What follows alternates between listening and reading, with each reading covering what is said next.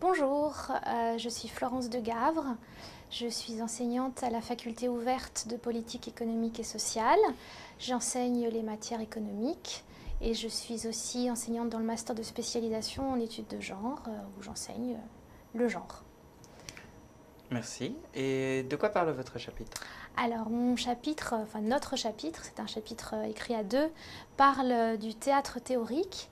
Alors le théâtre théorique, c'est un dispositif pédagogique qui consiste à transposer des théories en scène, en performance théâtrale, en jeu, en scénette. Et c'est un dispositif qui implique l'enseignante ou l'enseignant, mais aussi les étudiants et les étudiantes qui jouent ensemble une théorie ou un argument ou un nœud théorique. Très bien. Et à qui s'adresserait votre chapitre? Alors, mon chapitre s'adresse aux enseignantes et enseignants qui ont envie de faire passer des textes théoriques, de transmettre des textes théoriques avec des arguments, des concepts, par le jeu. Et donc, l'idée, c'est qu'il faut s'impliquer en tant qu'enseignante dans ce jeu, oser et permettre aussi aux étudiants de progresser dans la matière en se l'appropriant, en faisant des synthèses, mais aussi en écrivant leurs textes, en jouant des rôles. Et donc voilà, c'est tout ce dispositif évidemment qu'il faut accepter et ça implique aussi une forme d'horizontalisation de la relation avec les étudiants et parfois de se mettre en scène dans des situations un peu cocasses ou voilà.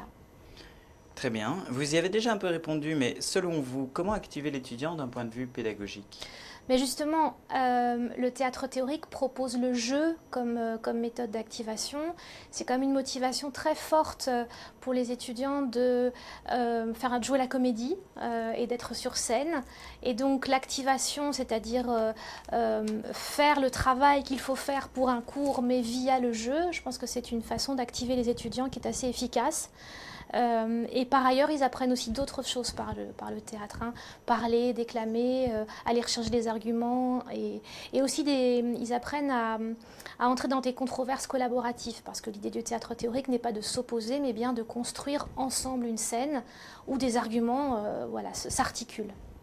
Très bien. Peut-être pour conclure, quels conseils pourriez-vous donner à un enseignant qui souhaite passer à un enseignement plus actif? Oui, bon, je pense qu'il faut y aller assez progressivement, c'est-à-dire il faut soi-même se sentir à l'aise devant un public. Il ne faut aussi pas effrayer les étudiants, donc d'y aller par des petits rôles. Par exemple, ce que moi je fais, c'est que je donne d'abord un texte et puis je joue moi-même le rôle de contradictrice de la position du texte. Et donc les étudiants, sans regarder le texte, interagissent et répondent. Et puis progressivement, de les faire rentrer dans cette idée de jeu, de mise en scène, de personnages, de construction de personnages. Donc y aller progressivement. Et puis aussi, évidemment, choisir des textes qui s'y prêtent, parce que tous les textes ne s'y prêtent pas. Il faut des textes qui permettent quand même d'identifier clairement les arguments, les concepts, etc., sur lesquels on veut travailler par le théâtre théorique. Merci à vous. Merci à vous.